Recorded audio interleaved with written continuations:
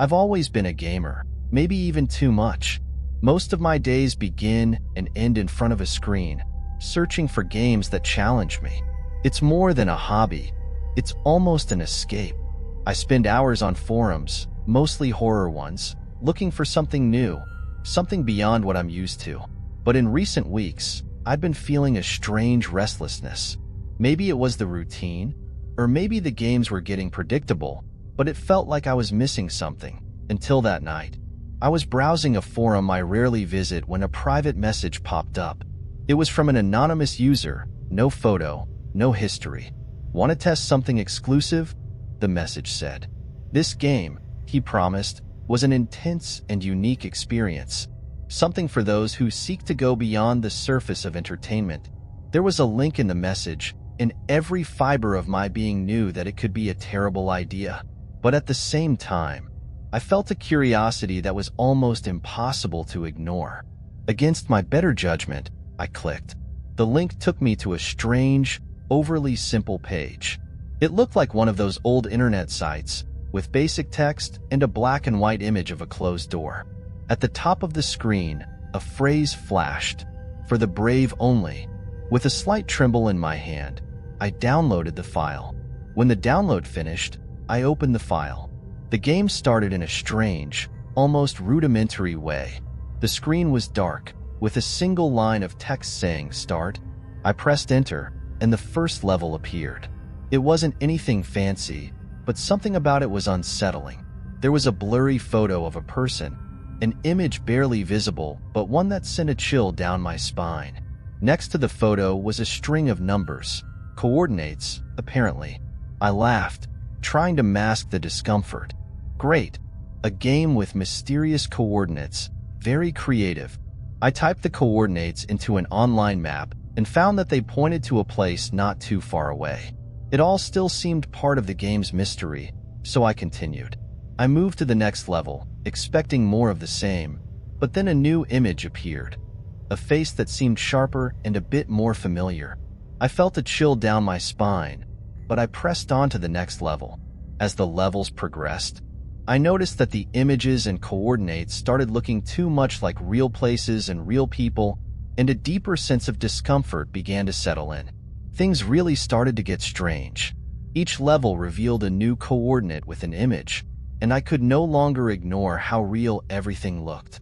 I reached a level where the marked location looked familiar, like a park near my place where I sometimes go to walk. Curiosity got the better of me. The next day, I decided to check it out. After all, if it was just a game, there was no harm in verifying, right? When I arrived at the park, I had a disturbing surprise. The game had shown a specific part of the park, and there it was, exactly as I had seen on the screen. The same broken bench, the same twisted trees around it. This didn't seem like a coincidence anymore. I stood there, staring at the spot for a few minutes, trying to understand how anyone could have access to this information. It was as if someone had taken that photo recently and put it in the game. I went home feeling a knot in my stomach. That night, I forced myself to sleep, but it was restless, filled with weird, fragmented dreams about images from the game. When I woke up, part of me wanted to quit, but another part couldn't let it go. I decided to try to figure out what was happening. I tried convincing myself it was just a well-crafted prank, but a deeper anxiety was growing. Something about it felt dangerously real. I wanted to stop playing. It was starting to haunt me, even though I tried to pretend otherwise. After visiting the park, every time I looked at my computer, I felt like the game was there, waiting, and it was, literally. When I tried to delete the file, I realized it no longer appeared in the folder where I had saved it. Still, every time I turned on my computer, the game started by itself, displaying a new level. The game's messages had a subtle but undeniable change. Instead of random locations, the new level started to show places I knew well. My old school, the cafe where I used to go with friends. It was as if the game was spying on my life. I decided to turn off the computer, but the monitor switched on by itself, and a new message appeared on the screen. "You can't stop now?" My heart raced. I tried to ignore it, but part of me knew this was more than a coincidence. It was a warning. It was a quiet night, and I tried to ignore the computer. Even with the screen off, I felt like it was watching me. Curiosity, mixed with fear, won out, and I ended up turning on the monitor. A new level was already loaded. When the image appeared, my stomach twisted. It was a photo of my house, taken from somewhere on the street. I felt my blood run cold, but I continued. The next screen showed a live feed. It was the view from my window. I ran to check, but I didn't see anyone outside. Then the game displayed a new message. Look closer. Shaking, I leaned toward the window and tried to see. That's when I noticed a shadow in the distance, standing still, almost imperceptible. My heart pounded, and I stepped back. I went back to the computer, and the game showed an image closer to my window, as if someone was approaching slowly. I couldn't ignore it anymore. I shut everything down and locked myself in my room. I heard footsteps outside, followed by light knocks on the front door. I hid under the bed, trying not to make any noise. The weight of the situation hit me, the fear that this was more real than I could have imagined. After that night, I tried to tell people what had happened, but no one believed me. The game files had vanished, as if they had never existed. No matter how much I searched for proof, nothing showed up. Even the download records had disappeared from the history. It felt like I was going crazy. I spent days obsessed, looking for any clue online, anything that could prove the game was real. But the obsession only made things worse. My nights were haunted by the fear that the shadow was still out there, watching me. Even now, I feel like I'm being followed.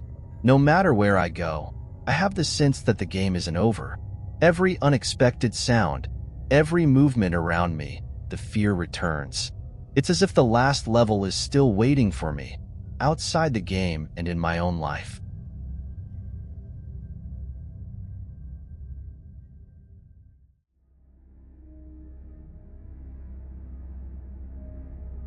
I've always been an explorer at heart, but not the kind who's satisfied with crowded tourist attractions and guidebook-recommended restaurants.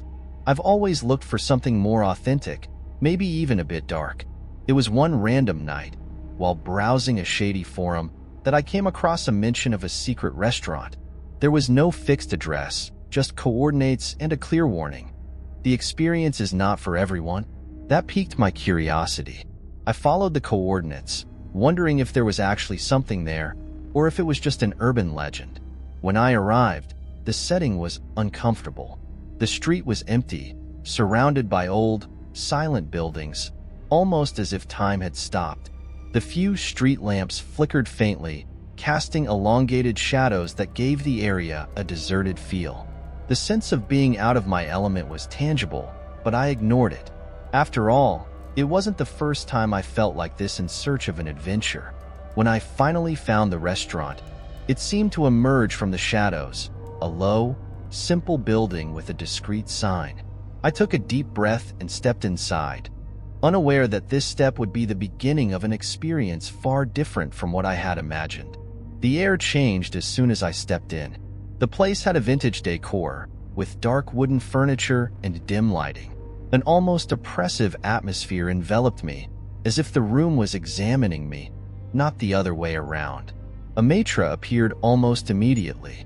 He seemed polite, but there was something unsettling in his smile. It was too friendly, too forced. He led me to an isolated table, and I could see that the few customers present avoided eye contact, focused on their meals as if in a trance. The atmosphere felt almost lifeless. There were no windows, and the silence was uncomfortable, broken only by the faint clinking of cutlery against plates. I looked around, noting the details of the old paintings on the walls, some dusty, others looking freshly hung. When the maitre returned with the menu, he handed it to me with exaggerated reverence. "Our options are exclusive," he said, almost in a whisper, as if confiding a secret. Exclusive was an understatement. The names of the dishes were cryptic, essence of the unknown, ancestors' feast, but there was no description of the ingredients. The maitre, noticing my puzzled expression, leaned in and said, still in a low tone, "All our guests are required to make a choice." His tone was calm, but the weight of his words made my stomach churn. I found myself looking at the plates around me, and for a brief moment, I felt that leaving before ordering might not be an option. As I skimmed through the menu, I felt a knot in my stomach. None of the options were really clear. Everything seemed designed to make me uncomfortable, yet intrigued. I tried to stay calm and asked the waiter about the dishes, trying to get some specific descriptions. But he only smiled again, a smile that seemed forced, and said that part of the experience is the surprise. I looked around, trying to distract myself. The other customers were eerily quiet, all focused on their meals, but the way they ate was disturbing. It was as if each of them was trapped in some sort of trance, chewing slowly and mechanically, without the slightest pleasure. This behavior, combined with the environment, started to suffocate me, but I still refused to get up and leave. I was too curious for that. When I tried to get up to go to the bathroom and relieve the tension, the waiter approached quickly. He placed a firm hand on my shoulder and said, in a soft yet firm tone, "All our guests need to make a choice before anything else." He stepped back but remained close, as if he was watching me, waiting to see what I would do. The pressure was intense, and I could feel that everyone around seemed to be keeping an eye on me, as if they were waiting to see my reaction. I felt the weight of their expectations, and with no way out, I decided to give in. I took a deep breath, trying to ignore the tightness in my chest, and pointed to one of the dishes on the menu. Essence of the unknown. The waiter nodded, satisfied, and disappeared into the kitchen. I sat there, feeling my heart beat faster with each passing second as I waited for the food to arrive. When the dish was served, my stomach turned. In the center of the plate, something indefinite and almost grotesque was decorated with dark sauces and pieces that looked familiar, but in a wrong way. The smell was strange and slightly nauseating, like something trying to imitate a meal but wasn't real food. Around me, I felt the stares of the other patrons, as if they were eagerly awaiting my reaction. There was no escape. I picked up the fork with trembling hands and took a small bite. The taste was worse than I could have imagined, an indescribable bitterness that made me want to spit it out, but I couldn't. I swallowed, trying to hide the nausea, and as I looked around, I noticed something that chilled me. On the walls, among the dusty paintings, were photos of former patrons. Each one had an expression of fear, as if they had gone through the same thing as me. It was a kind of documentation of previous visitors, and each looked as uncomfortable as I felt. The sense of danger was clear now, but it was too late to run. I was trapped in the same experience, with the same mysterious consequences awaiting me. After finally swallowing the last bite, I felt a wave of relief as I saw the waiter approach and nod, indicating that I was allowed to leave. I got up, legs slightly shaky, and walked to the exit without looking back. The air seemed heavier, and the oppressive feeling still lingered. When I finally crossed the threshold and felt the cool night breeze, I realized I was free, but something in me had already changed. In the days that followed, I tried to go back to my routine, but that experience was always in the back of my mind. I could barely eat, as every meal brought back the horrible taste of that dish, and the images of those customers in the photos haunted me. It was as if the restaurant had left a mark on me, a memory that wouldn't let me forget. Even far from that place, I felt it was still with me, like a persistent shadow. And in my nightmares, I was back there, sitting at the same table, with the same eyes on me, trapped in the cycle of that experience that never seemed to have really ended.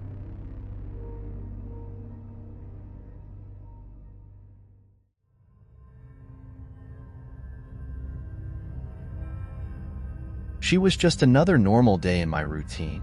I got home after a long day at the office and collapsed on the couch, just wanting to relax and check my emails quickly.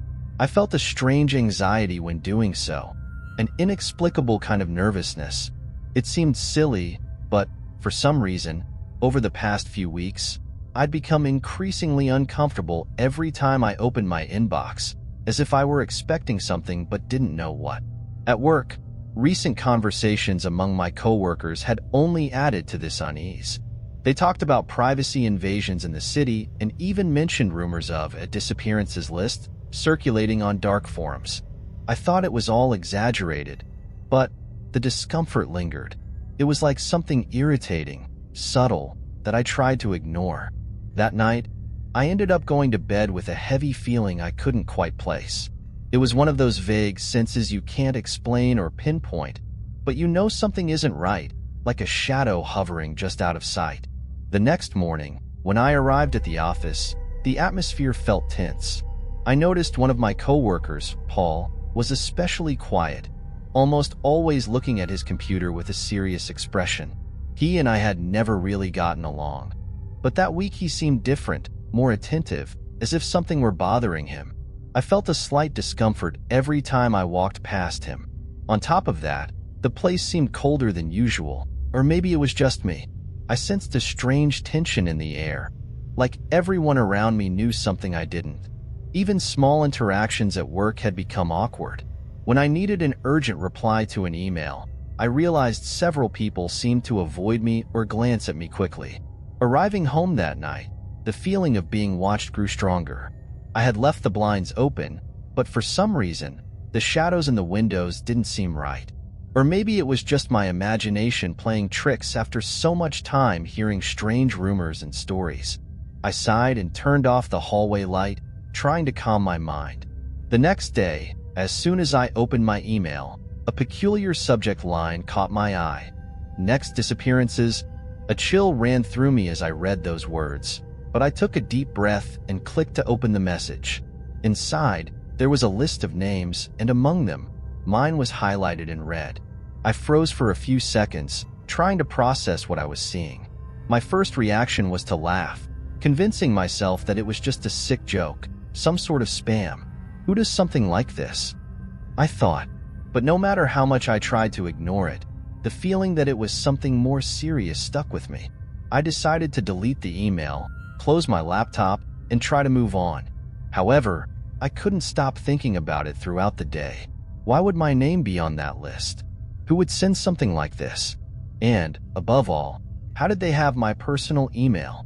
I was tempted to tell someone at work, but I held back, fearing they'd think I was paranoid. In the end, I went home with that weight on my mind, like a dark cloud that refused to go away. In the following days, I started noticing small things that left me feeling uneasy. One night, when I got home, I noticed one of the windows was slightly open. I stood there, staring at it, trying to remember if I had left it that way before leaving.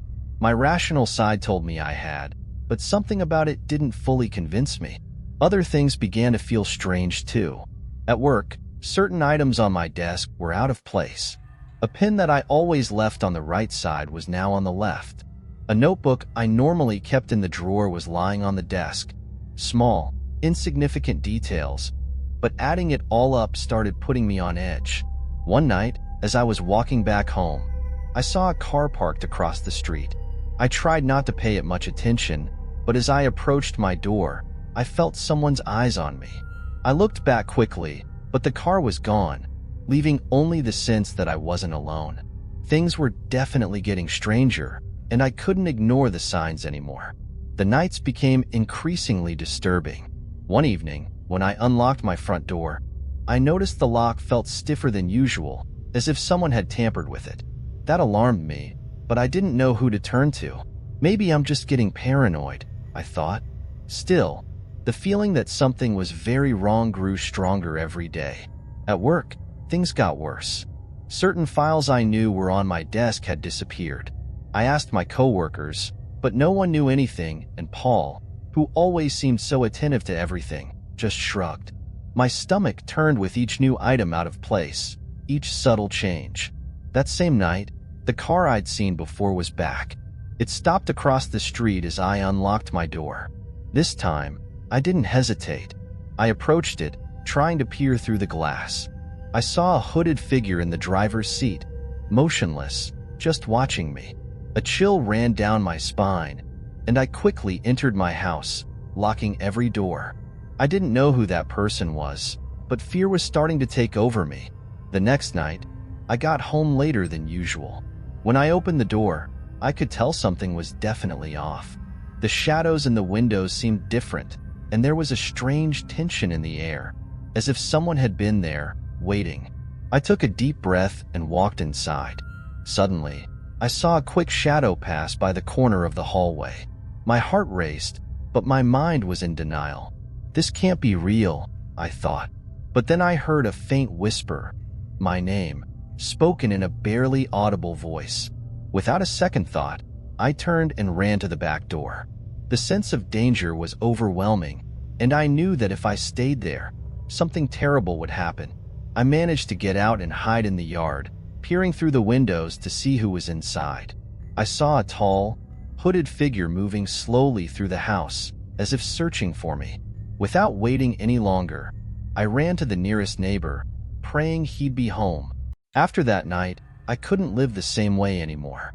I packed my things and moved as quickly as I could to another city, trying to leave everything behind. However, what had happened continued to haunt me. Every night, I checked the windows and doors multiple times, certain that something or someone was still watching me.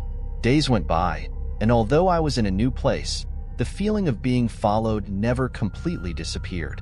Weeks later, as I was checking my email, a new message popped up. The sender was anonymous, and the subject read, "You can run, but you can never hide." I clicked to open the email with trembling hands, and a new list of names appeared on the screen. Among them, my name again, highlighted, as if it were impossible to escape this list. In that moment, I realized that the terror still followed me, and that the sense of security I was desperately seeking might never be real.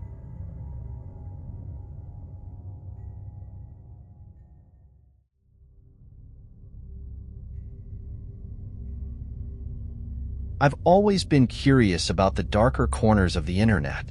It wasn't exactly something I was proud of, more of a strange pull toward things that most people avoided exploring.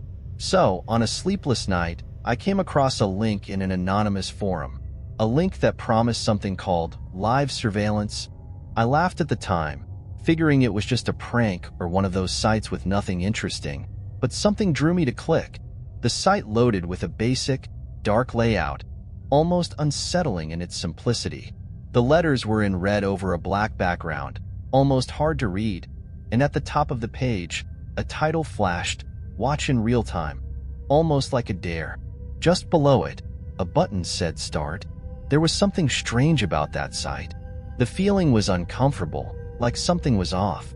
Maybe it was the lack of any information on what I was about to see, or the way everything seemed so raw, amateurish.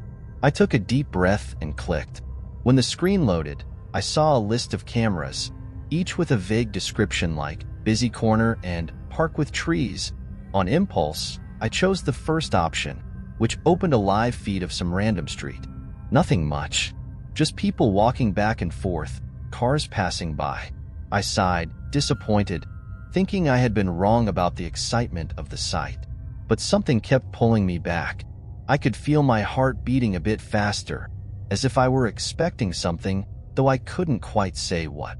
The next day, I casually mentioned the site to a coworker. He was the only one who shared a little bit of my interest, so I thought he'd understand. But when I told him about the live surveillance, he frowned and gave me a half-joking, half-serious look. "You should be careful with those sites," he said, half laughing but sounding serious. "Things like that never end well."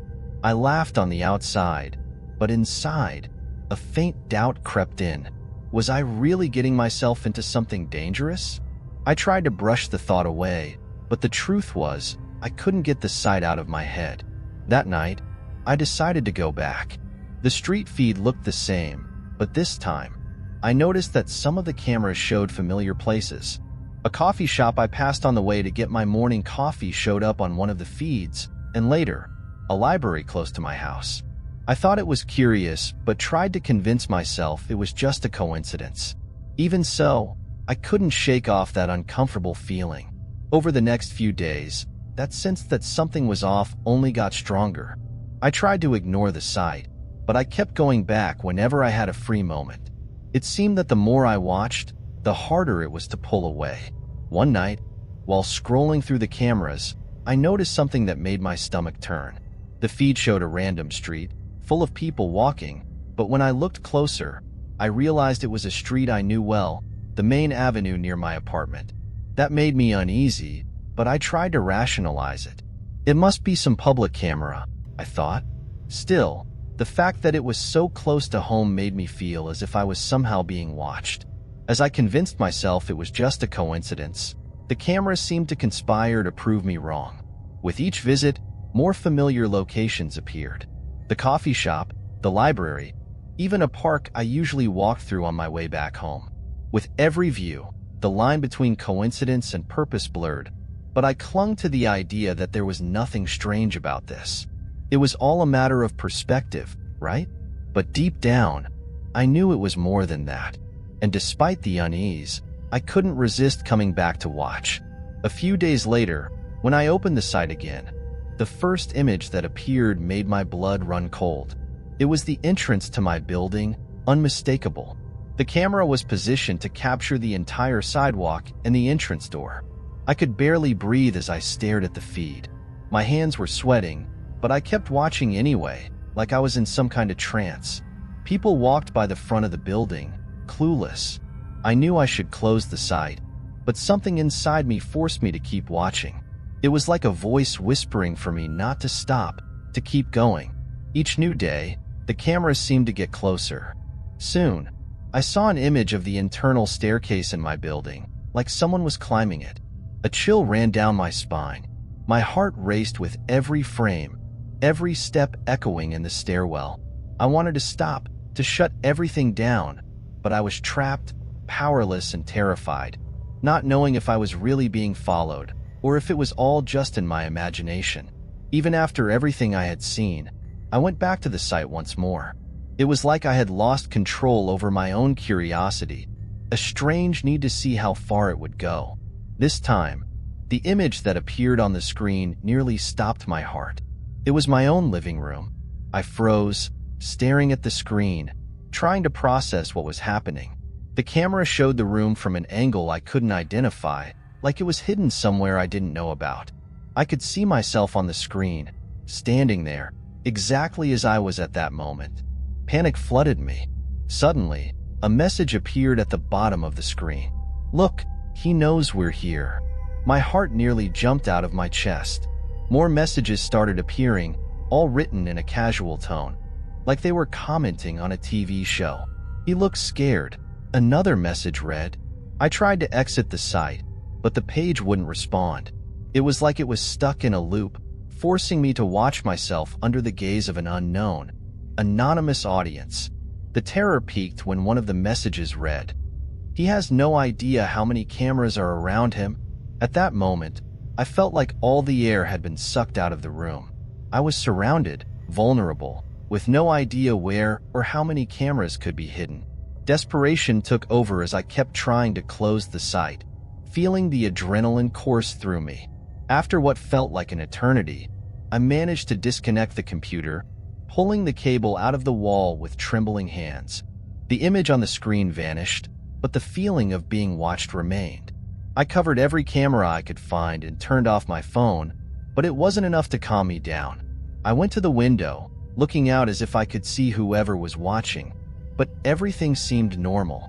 The paranoia had already taken root deep within me. In the days that followed, I avoided the computer, but the feeling of being monitored never left.